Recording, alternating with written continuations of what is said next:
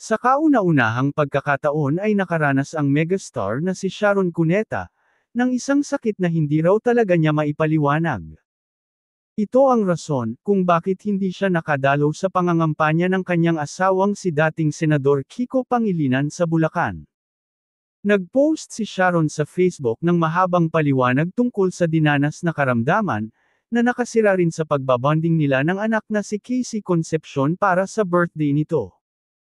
Ani Sharon, "I am so sorry po sa lahat ng dumalo sa rally ni Kiko sa Bulacan kahapon, dahil hindi po ako nakapunta, when talaga pong reading ready na po sana kami.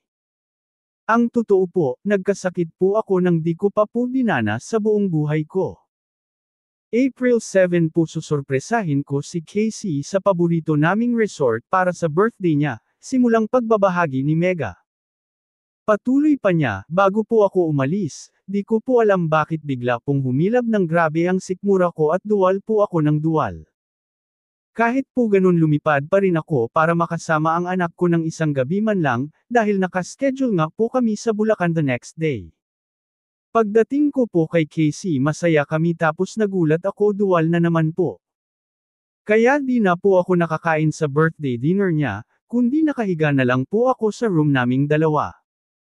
Kinabukasan ng umaga ay lumipad na raw sila pauwi ng Manila, pero sa eroplano pa lang ay umatake na naman ang pagsakit ng sikmura ni Sharon.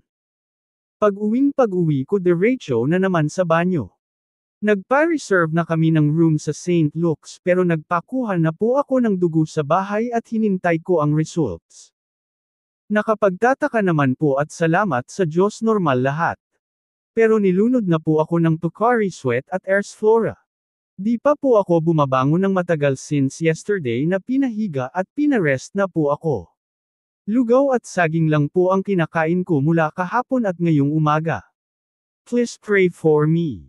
But I don't want you to worry, dahil mukhang dehydrated lang po ako at sobra po akong stress this whole past week kaya nagkaganito.